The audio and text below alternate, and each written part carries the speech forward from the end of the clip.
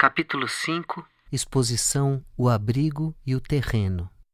Estamos no piso térreo do pavilhão de exposições. Estamos sentados defronte de uma mesa onde há vários livros e revistas. Ao redor da mesa, as paredes da sala fazem um ângulo de 90 graus. A mesa e estas paredes contam uma história que aconteceu em São Paulo. É a história da transformação do bairro da Luz, no centro da cidade. Dentre as mudanças, ocorreu a demolição da antiga rodoviária para dar lugar à Cidade da Dança, um centro cultural. Há um vídeo que se repete sem parar. No terreno vazio da antiga rodoviária, duas bailarinas com véus coloridos dançam junto ao alambrado. A Cidade da Dança não saiu do papel. Há fotos da região, cachimbos de crack e sobre a mesa, livros e revistas sobre urbanismo. Percebemos que esta sala nos oferece coisas bem diferentes dos outros andares. Não há pinturas nas paredes, mas há muitos objetos e muitas perguntas no ar. Do ponto em que estamos, nesta sala, podemos perceber várias obras bem diferentes entre si. Perto de nós há um cubo grande feito com grades. Dentro dele há um outro cubo menor, também feito com grades. Dentro deste, outro menor. Grades guardando grades. Perto desta obra há uma outra, uma base de madeira branca, redonda, com uns 4 passos de diâmetro. Sobre a base há 2 pequenas casinhas, são iguais, feitas de barro. Estão longe uma da outra, como se a base fosse um ringue de luta e as casinhas os lutadores, cada um no seu canto. Uma casa é clara, a outra é escura. Não tem telhado, só tem um cômodo. A obra se chama O Bem e o Mal. Na nossa parede da esquerda há uma estante de livros com capas coloridas e ao lado dela um grande mapa com desenhos. No fundo da sala, uma grande instalação colorida com tijolos. E bem no centro há uma parede escura com fotos de meninos empunhando armas, jovens na cadeia, jovens com queimaduras nas costas, feitas como castigo pelos chefes do tráfico de drogas. A obra se chama Universidade Federal. A exposição como um todo chama-se O Abrigo e o Terreno. O museu reservou este andar para obras contemporâneas que levantam questões sobre arte e sociedade. Não apenas levantam questões, mas em muitas delas encontramos artistas que não pretendem apenas retratar a cidade, mas sim interferir na cidade. Vamos conhecer alguns trabalhos mais de perto. Faixa 2, Dulcineia Catadora. Na parede da esquerda, quase no meio da sala, encontramos uma estante alta e encostada nela uma espécie de mesa feita com papelão. Na estante e sobre a mesa há vários livros com as capas coloridas. As capas têm mais ou menos 1 palmo de largura. Na estante formam um painel colorido com 6 livros na horizontal e 18 na vertical, um total de 108 livros. Na etiqueta lemos Dulcineia Catadora, nome da obra Providências.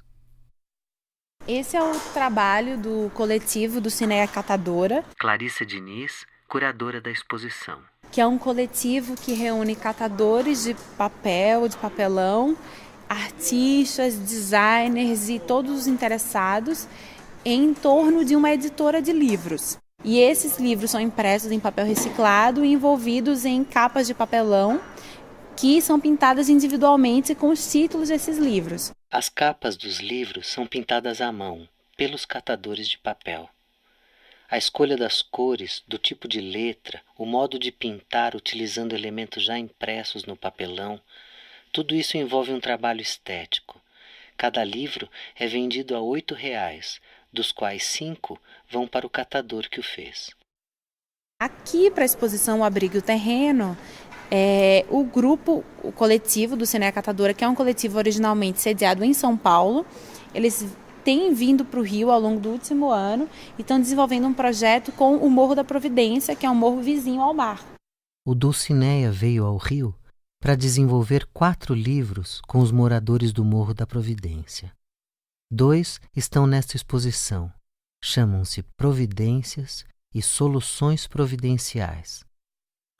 É um morro extremamente histórico, é de onde vem o nome favela, é o primeiro morro a ser chamado de favela e que atualmente é um dos alvos desse grande processo de reformulação e de reforma urbana que o Rio de Janeiro atravessa. Essa área em que está o museu, a área portuária, está sendo totalmente reformada. A própria criação do museu é parte dessa transformação. O mar se propõe a estabelecer um diálogo com os moradores do seu entorno, no sentido de ser um espaço para a reflexão sobre essas transformações. Note, a transformação dessa área envolverá a remoção de mais de 800 casas, mais de 800 famílias. Porque no projeto da Prefeitura para o Morro da Providência prevê-se a remoção de mais de 800 casas. Então, como que a comunidade lida com essa informação, se a comunidade deseja sair ou não? Um trecho do livro Providências. Viviane Costa, moradora há 34 anos. Acho que vai melhorar, vai ficar bonito. Muitas pessoas vão querer ficar aqui mesmo depois das obras. Se eu for mandada para a Baixada, depois eu dou um jeito de voltar. Se eu for morar longe, vou ter que mudar de vida. Meu lugar é aqui. Maria do Carmo Gomes. Moro há 32 anos na mesma casa na Pedra Lisa. Não quero sair porque eu tenho ônibus, mercado, médico, tudo perto. Tem gente que pensa que sair é melhor, mas não é. Faixa 3. E/ou. Seguindo adiante, na mesma parede em que está Dulcineia Catadora, encontramos um mapa colado na parede do museu. É grande, tem uns 5 passos de largura por uns 4 de altura. Sobre o mapa há desenhos, frases de pessoas, alguns monitores de vídeo. Em frente ao mapa há uma mesa com livros contendo depoimentos de pessoas e o histórico de como o trabalho foi feito. O trabalho é assinado pelo coletivo E/ou, de Curitiba.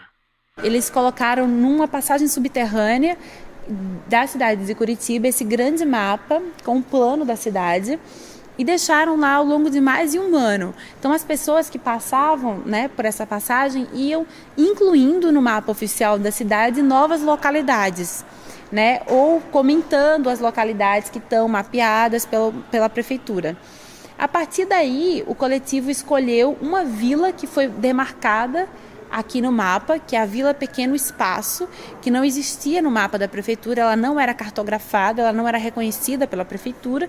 Eles passaram a ter notícias dessa vila porque alguém foi lá e desenhou a Vila Pequeno Espaço nesse mapa gigante. Desenhou a vila no mapa. A partir daí, os artistas foram em busca do que chamam de recartografia, fazer com que a prefeitura da cidade aceitasse a existência daquela localidade. E desde então, ao longo dos últimos anos, eles têm trabalhado com os moradores dessa vila em vários tipos de cartografia, mapeando essa vila de inúmeras maneiras, que vão, por exemplo, desde um mapa extremamente afetivo, são as memórias dos caminhos para casa. Cada morador vai acrescentando como que ele chega na Vila Pequeno Espaço. E é um mapa que não é necessariamente o mapa do transporte público, mas é um mapa afetivo. O que ele vê, como que ele se sente, quanto tempo ele demora, se é agradável, se não é.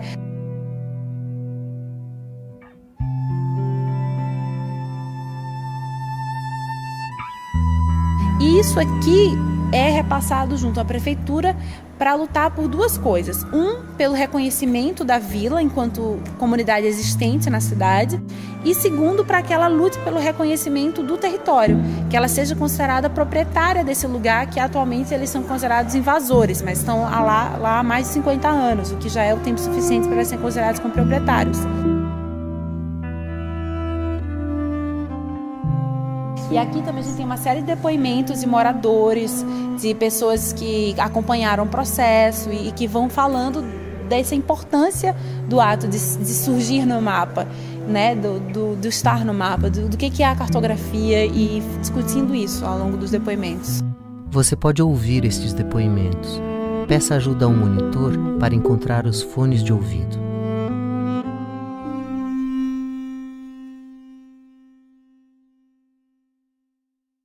Faixa 4, Morrinho. Na parede do fundo da sala há uma grande instalação. Nesta obra você pode tocar. Peça ajuda ao monitor para isso. É uma instalação chamada Morrinho.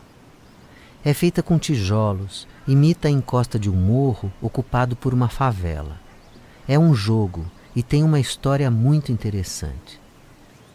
O morrinho é uma maquete feita com tijolos, é uma miniatura de uma favela, com suas casas, ruelas, comércios. Aqui no museu, ela tem uns 12 passos de largura por uns 5 passos de altura. Na verdade, a obra que está aqui no museu é uma montagem reduzida. O morrinho original tem hoje mais de 200 metros de largura e vem sendo feito há mais de 15 anos. Sabe como começou? Numa brincadeira. Os meninos que moravam no morro resolveram criar uma maquete do lugar onde moravam para poder brincar dentro dela. Com tijolos no papel de casas, ladeiras de terra, com bonequinhos improvisados carregando armas, carrinhos de polícia, motos, os meninos criaram personagens e histórias que eram as suas brincadeiras dentro da maquete. Com a ajuda de um amigo e sua câmera, começaram a surgir os vídeos com as histórias encenadas. Fundaram a TV Morrinho, caíram no YouTube e se espalharam pela cidade. Brincando, os meninos criaram um lugar onde podiam refletir sobre o lugar em que estavam mergulhados. Escaparam da violência pela porta da cultura. Fundaram um morrinho onde sua imaginação ditava as normas. Viajaram o mundo mostrando seu morrinho. Nova York, Barcelona, Veneza. Hoje, o morrinho está no mar. E veja só, 2 daqueles garotos que fizeram o morrinho hoje trabalham aqui no museu. São Renato Dias e Ranieri Dias. Ouça o que eles têm a dizer. Eles tiveram a ideia de quebrar um tijolo no meio, fazer 2 buraquinhos, tipo como se fosse uma janela, e colocar no barranco, né? Aí eles começaram a botar um monte assim, e olhando de longe parecia ser uma favela mesmo de verdade. Que era um conjunto de maquetes, né? Cada um fazia a sua favela, botava uma facção, um nome, escolhia um nome de uma favela do Rio de Janeiro. A gente não copiava a favela, a gente fazia uma favela e colocava o nome de uma favela que existe. Quando começou o Morrinho, eu tinha 13, 14 anos de idade. No começo assim do Morrinho, era mais para maquiar nossa realidade e pra gente fugir um pouquinho dela, porque a comunidade era muito violenta e a gente pegava a nossa realidade que a gente via ali no dia a dia e passava para dentro do Morrinho. E como eles brincavam com os bonecos, assim, uns personagens, né? Pegavam um monte de boneco, aí ficava um boneco conversando com o outro, andando ali por dentro da favela. Ele começou a criar uma brincadeira que depois começou chegando os amigos, né? A nossa alegria de estar ali não era simplesmente só por a gente estar brincando, a gente estava com nossos amigos junto. Na época, a gente tinha muito preconceito, sofria alguns preconceitos da comunidade. Muita gente criticava a gente, falava que a gente era um bando de garoto que ficava brincando de casinha, não arrumava namorada, não trabalhava, só queria ficar lá brincando de casinha. A gente conseguiu montar uma maquete no Fórum Mundial de Arquitetura, entendeu? Saindo de dentro da favela, uma favela para arquitetura, entendeu? A A gente estava ali no meio para virar marginal, sei lá, para ser preso, para ser morto, e mesmo assim a gente conseguiu ser reconhecido como artista, que pra gente não éramos artistas até hoje, muitos também não pensam assim, de nós, porque a gente sempre trata o morrinho como uma brincadeira. E conseguimos passagem, viagem para fazer uma exposição fora, né, que foi em Barcelona. E aí, daí a gente começou a decolar. Cada ano a gente foi tendo um convite para um país diferente, até 2007 a gente ser chamado para a maior, que foi a Bienal de Veneza. Chegamos à Bienal de Veneza em 2007 com o morrinho, fizemos uma instalação gigante, muita repercussão lá na mídia da Itália. Hoje estamos aí, estamos expondo aqui no mar.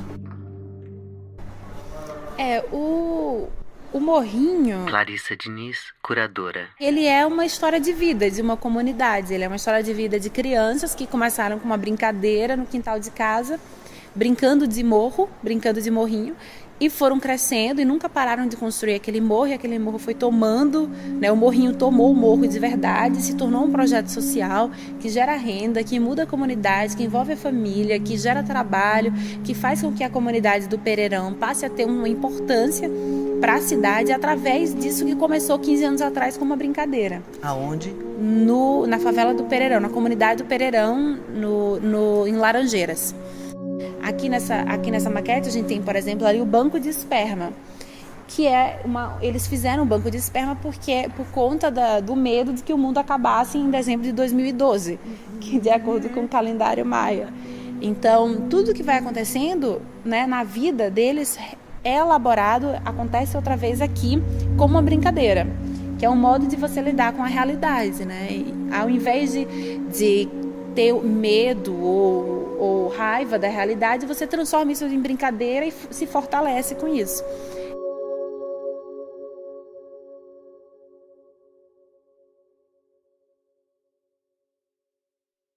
Faixa 5, Daninhas. Seguindo adiante, encontramos uma vitrine com um trabalho muito delicado. Foi feito por uma artista carioca chamada Rosana Palazian. O trabalho de Rosana é uma interação entre a artista e pessoas em situação de rua, pessoas que moram na rua. Na etiqueta do trabalho lemos: projetos, pesquisas, estudos e obras desenvolvidos entre 2004 e 2012. Os trabalhos chamam-se O Jardim das Daninhas, Por que Daninhas, No Lugar do Outro e Realeja. Tudo está exposto numa mesa vitrine. A vitrine tem uns 3 passos de largura por 1. Há um quadro que mostra uma daninha. Uma plantinha real está colada sobre uma folha de papel e emoldurada. É uma plantinha bem simples, com um caule fino. Do caule saem 4 pequenos galhinhos e em cada um temos 5 folhas. Ao todo, 20 folhas bem pequenas. Mas a raiz da planta é desenhada com linhas. As linhas da raiz saem do caule e se contorcem fazendo letras. O desenho das raízes forma frases. As frases dizem: Nascem em locais inesperados. Têm baixa exigência quanto às condições do ambiente. As frases referem-se às daninhas, essas plantas nas quais ninguém presta atenção. Aplique essas frases aos moradores de rua. Têm baixa exigência quanto às condições do ambiente. Nascem em locais inesperados. A Rosana, ela compara, ela relaciona a daninha com a população de rua. Clarissa Diniz, curadora. Porque assim como a população de rua, a erva daninha também é considerada, sobretudo pela biologia, como uma planta menor. O próprio nome já diz que aquilo não é bem quisto, não é bem desejado, né? Não é bem-vindo no jardim. Então a artista, ela percebe esse preconceito em relação à erva daninha, que é um preconceito muito similar que existe em relação à população de rua. Numa folha de papel escrita à mão, mostrando fotos também, a artista narra o seu trabalho no lugar do outro. Imagine, ela toma um pedaço de tecido leve, como uma tela fininha, e borda as linhas da mão de um morador de rua. Num evento, numa galeria, coloca esses tecidos enroladinhos como se fossem casulos nas frestas da parede. Os tecidos são quase da mesma cor da parede, quase não são percebidos. Vários ex-moradores de rua que a artista conheceu durante a etapa de pesquisa estão presentes na galeria. Ela retira um dos tecidos da parede e abre sobre a mão de um ex-morador de rua. O tecido é transparente e a pessoa com as mãos abertas pode ver as linhas da sua mão e as linhas da mão do outro. Duas vidas sobrepostas. Por um momento, sentir-se no lugar do outro. Ela percebe, ela cria uma outra metáfora, que é a metáfora do casulo. Como se cada uma dessas pessoas, que a gente muitas vezes vê na rua e nem presta atenção, e não conversa, e não olha no olho, fossem uma espécie de casulo, de um bichinho escondido dentro de um feltro, dentro de uma máscara, às vezes de uma aura de invisibilidade social, mas que dali surge uma vida. Há um terceiro trabalho que aparece aqui em vídeo que se chama O Realejo. É um realejo que toca música, que tem um pássaro que pode ser um periquito ou um papagaio, que retira papeizinhos coloridos de uma gavetinha. Só que os papéis que a Rosana preparou contêm depoimentos dos próprios moradores de rua com quem ela trabalhou. Quando eu vim parar na rua, eu vi que tinha rótulo, mas não tinha identidade. Outro papelzinho. A amizade é muito séria na rua. É você lidar com seres humanos que você nunca viu na face da terra. Eu gosto muito de trabalhar na feira, trabalhar livre, solto, do jeito que você é. Não tem aquele negócio de exigir roupa tal, roupa tal. Se eu vou de chinelo, eu trabalho. Se eu não pentear o cabelo, eu trabalho. Você trabalha do jeito que você gosta.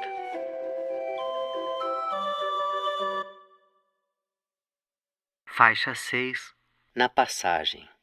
Perto da passagem, que liga a primeira com a segunda sala, perto da porta, há um pedaço de tecido.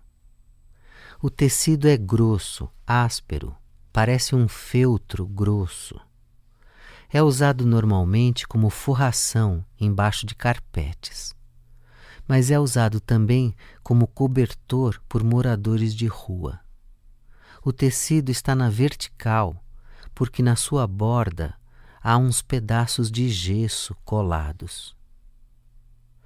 Na primeira vez que nós, do audioguia, visitamos o museu, passamos reto por ele.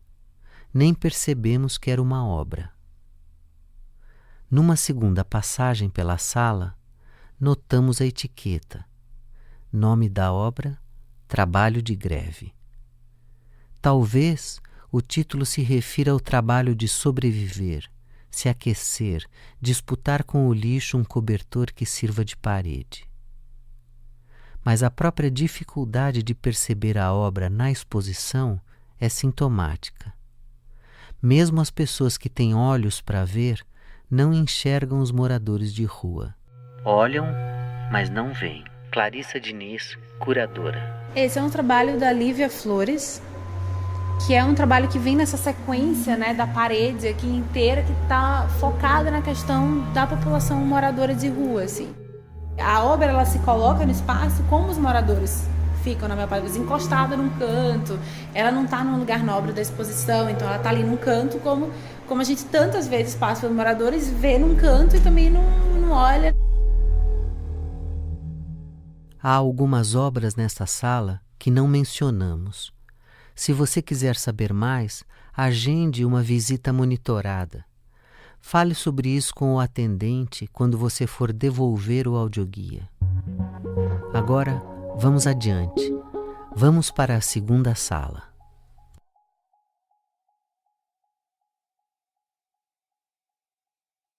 Faixa 7. Para seguir adiante. Vamos nos preparar para caminhar até a segunda sala desta exposição.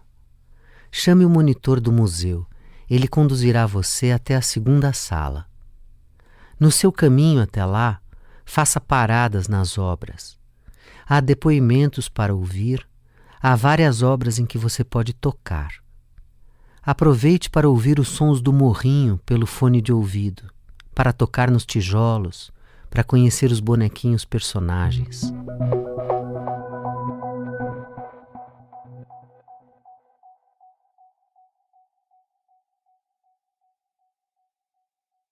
Faixa 8. Segunda sala. Estamos na segunda sala da exposição. Estamos sentados em puffs. À nossa volta, 4 paredes altas recebem imagens projetadas. As paredes não se tocam. Pelo vão que há entre elas, nós entramos nesse espaço. Na face externa das paredes, fotos e frases contam a história de uma ocupação. Já já vamos falar disso, com mais detalhes. Estas 4 paredes estão bem no centro da segunda sala. Ao redor dela, há obras penduradas nas paredes, há objetos inesperados, há projetos de arquitetura. Vamos comentar algumas obras. Faixa 9. Logo na entrada da segunda sala, há uma fotografia de Cláudia Andujar. Mostra um índio dentro da sua casa, sua oca, seu abrigo. A oca é imensa, alta, escura. No teto há 2 buracos por onde entra uma luz intensa. Falar sobre a luz com pessoas que não podem ver é sempre um risco, mas a ideia por trás da foto é muito interessante. Na fotografia, a luz do sol passa pelo buraco no teto da oca e incide justamente sobre a cabeça de um índio que está em pé. A cabeça do índio brilha como se fosse uma fonte de luz. Os índios deixam buracos no teto da oca porque acreditam que o seu teto, o seu abrigo, não deve impedir a conexão de sua cabeça com o cosmo.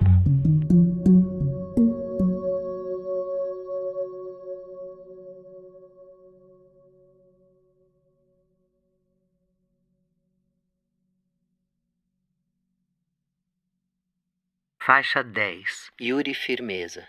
A obra apresentada por Yuri chama-se Ação 3. São 6 fotos, 6 momentos de uma performance. O artista escolhe um paredão num casarão abandonado. Desenha sobre o paredão o contorno do seu corpo e faz um buraco.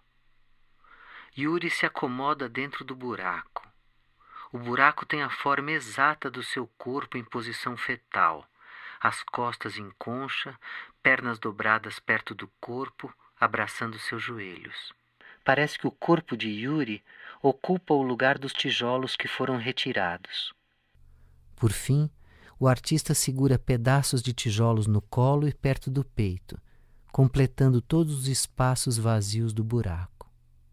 Criei uma espécie de um ninho, uma espécie de casulo. Yuri Firmeza. Esses trabalhos fazem parte de uma pesquisa que eu desenvolvo há algum tempo em relação à presença, né, ao meu corpo, a um corpo habitando espaços inusitados e insuspeitos, produzindo, então, essas brechas, esses lugares onde o corpo é acolhido e, ao mesmo tempo que ele é acolhido como em um ninho, há também um certo desconforto. Há um outro trabalho do artista chamado Demarcação de Território. É um vídeo. Ao longo de muitos anos, eu venho desenvolvendo esse trabalho, que consiste em eu ir a determinados pontos de algumas cidades do Brasil e de outros países e eu urino, eu faço xixi, demarcando o território à semelhança dos animais. E são trabalhos que lidam, então, com a potência do corpo, né? como motor da obra, digamos assim. Faixa 11, nas quebradas. O artista Hélio Oiticica fez uma série de obras como esta, que chamou de penetráveis. Os penetráveis foram criados a partir de 1960. São espaços em forma de labirinto nos quais o espectador pode entrar e vivenciar experiências sensoriais, envolvendo o tato, o olfato, o paladar, a visão e a audição. Vamos descrever esta obra que está aqui no museu. Ela usa materiais um pouco agressivos, mas você pode tocar nela. É um objeto grande, pode ser circundado. Imagine uma ladeira estreita fazendo uma curva para a esquerda. Esse é o formato geral da obra. No chão encontramos pedras de construção, britas. As pedras estão escoradas por 3 painéis verticais. Alguns tijolos e caibros de madeira ajudam a escorar os painéis. Na face externa dos painéis, temos telhas onduladas colocadas na vertical, chapas de metal. E na face interna, os painéis são recobertos por um tecido de cor amarela intensa. Uma pessoa que subisse por essa ladeira encontraria no topo 2 paredes amarelas formando um corredor. Esse é o Nas Quebradas, Clarissa Diniz, curadora.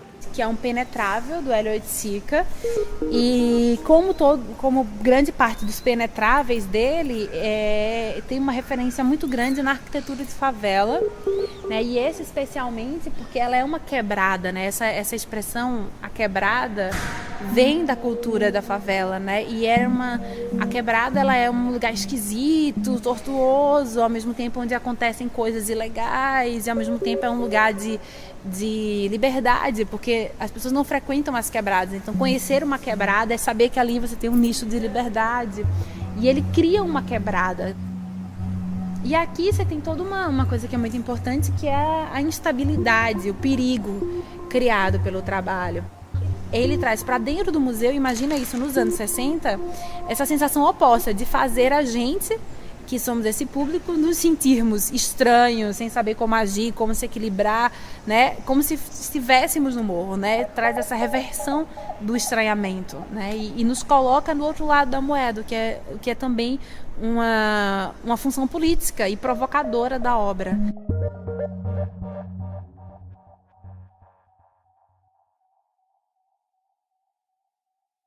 Faixa 12. Ernesto Neto fez uma obra bem acolhedora. Imagine, cordas trançadas pendem do teto.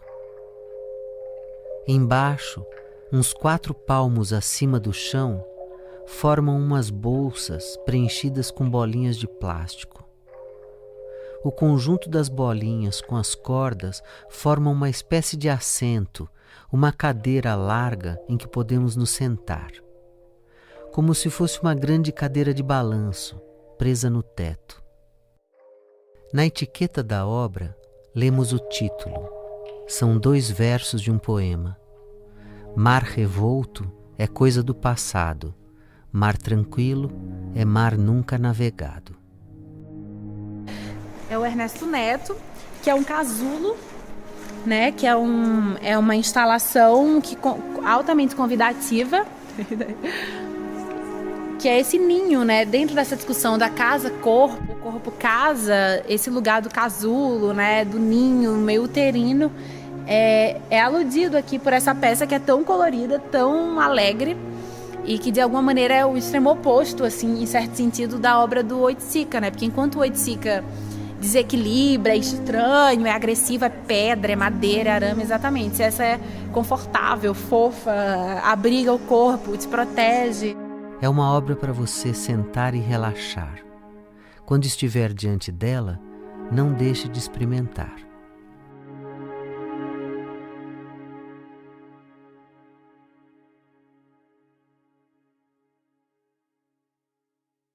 Faixa 13. Uma cama suspensa. Próximo do canto da sala, há uma empilhadeira. Parece um tratorzinho com garras de metal próprias para empilhar caixas grandes. A máquina tem força para levantar coisas pesadas. Mas aqui, a empilhadeira suspende uma cama. A cama está no alto, uns 3 metros do chão. A cama suspensa, a presença do veículo, o conjunto nos impressiona. Que é essa empilhadeira que fala desse processo de remoção, né, muito diretamente, assim, de que quando uma máquina chega para tirar do chão, levar embora aquilo que é o elemento mínimo da casa, que é a cama, né, que é esse elemento básico da proteção, do abrigo, que é o lugar de dormir, assim. Então tem essa violência, mas ao mesmo tempo é um trabalho que tem uma ambiguidade, porque parece também que ele está ascendendo a cama para um lugar meio de transcendência, de proteção, que é especial, que tira do chão, quase um templo, né? Quase um altar.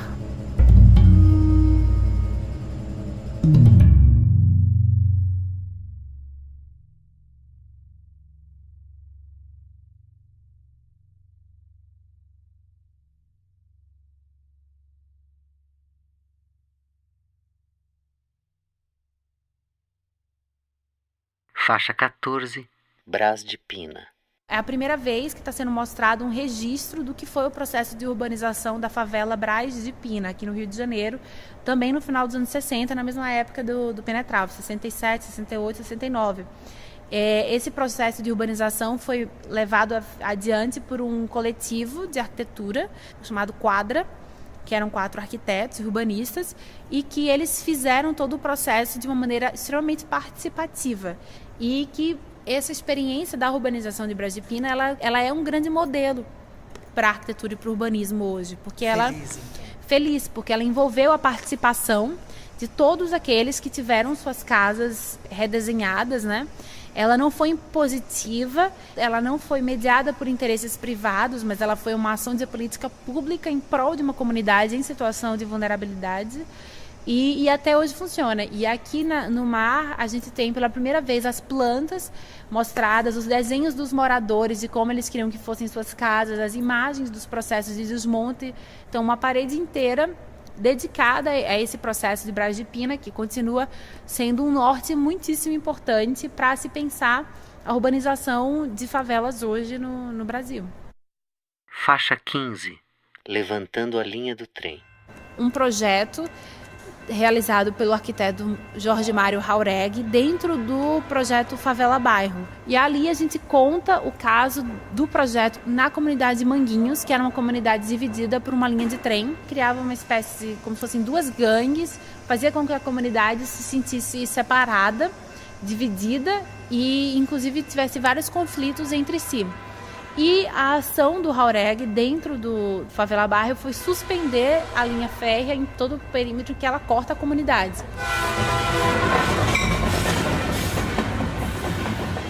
Então ele não retirou a linha, mas suspendeu. Ele tirou ela do chão. O que era a antiga faixa de Gaza deixa então de cortar a comunidade, de ser um muro dividindo a comunidade, fica suspensa. E embaixo de toda ela, ele construiu um corredor cívico. Então você tem jardins, quadras, centro comercial, hospital, biblioteca, uma série de serviços que tornaram aquela região, que antes era a região de separação, a região atual de encontro da comunidade, onde os 2 lados vão para ir na biblioteca, onde os 2 lados vão para ir no médico, etc. E isso mudou significativamente o modo de viver em Manguinhos por um gesto arquitetônico urbanístico, né?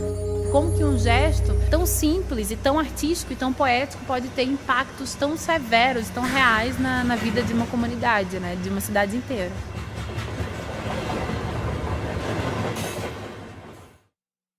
Faixa 16, De volta às 4 paredes. As 4 paredes ao nosso redor trazem uma obra chamada Poética do Dissenso. Elas contam a história da ocupação Prestes Maia, a maior já ocorrida na América Latina. Imagine, início dos anos 2000, um prédio em São Paulo está desocupado por causa de dívidas milionárias de IPTU com a prefeitura. Uma comunidade de pessoas ocupa o prédio para morar. Entre 2003 e 2007, mais de 300 artistas de São Paulo e outras partes do Brasil se unem para tentar manter os moradores no prédio. Organizam uma verdadeira comunidade, fazem exposições, organizam bibliotecas, cursos de teatro e oficinas, organizam o condomínio, a coleta de lixo, ou seja, organizam uma comunidade inteligente e culturalmente rica, mas terminam sendo despejados. No processo, cunharam uma palavra para sintetizar o problema: gentrificação, uma mistura de gente e trituração.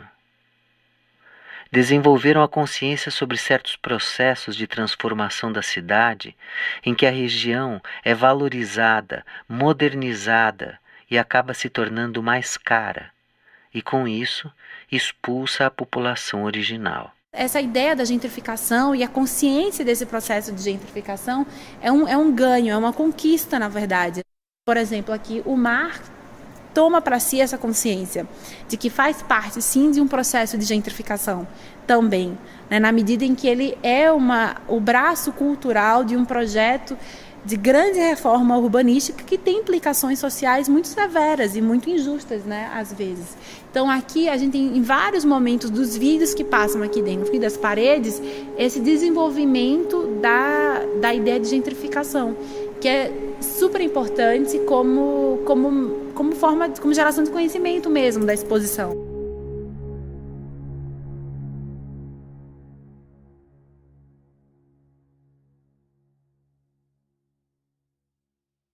Faixa 17. Um comentário final de Paulo Herkenhoff, diretor cultural do museu. Pensamos numa exposição que, de certa maneira, tratasse daquilo que a cidade do Rio de Janeiro está vivendo nesse momento, da forma como ela atacou esses mesmos problemas historicamente, que é a questão da moradia, que no fundo é uma questão crucial no Brasil, né? Essa exposição, O Abrigo e o Terreno, ela se inscreve numa série que nós pensamos em fazer uma por ano, que é Arte e Sociedade, na arte brasileira do século XXI, mas sempre também olhando para relações históricas. Yuri Firmeza.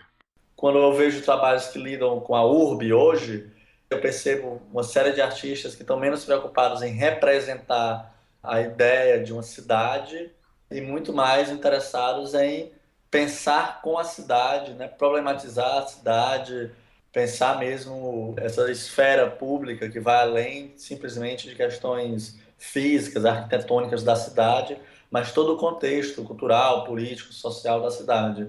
Não somente representando, por exemplo, a cidade, ilustrando a cidade em pinturas, em desenhos, mas mais que isso, interferindo de fato, propondo, né, modos de habitar, né, modos de viver esta cidade, né?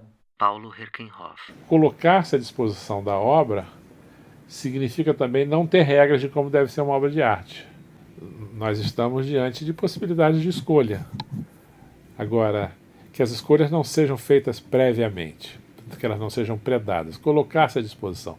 Porque às vezes um artista não quer lhe falar em termos da aparência do mundo, mas da substância do mundo. Ele não quer lhe seduzir pela bela forma, mas ele quer lhe capturar por sua agenda e contundência. Quando Márcio Almeida ele pegou uma empilhadeira e uma cama.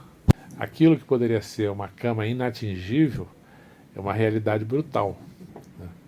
Então uma pessoa que vive aquilo encontra ali uma aliança. Não vai resolver os problemas da sua casa, mas pode ser que ajude as pessoas a perceberem que esse problema precisa ser visto com mais atenção. Então não é uma arte que pensa que vai mudar o mundo, mas acredita que possa mudar o nosso modo de olhar o mundo. Isso é uma função do museu. E se a gente muda nosso modo de olhar o mundo, estamos começando a mudar o mundo. Esta faixa encerra o capítulo 5, O Abrigo e o Terreno. Faixa 18. Estamos terminando a nossa visita ao museu. Esperamos que você tenha gostado. Vamos nos preparar para seguir adiante. Chame o monitor do museu. Ele conduzirá você até o balcão de atendimento, onde você poderá devolver o audioguia. Até a próxima.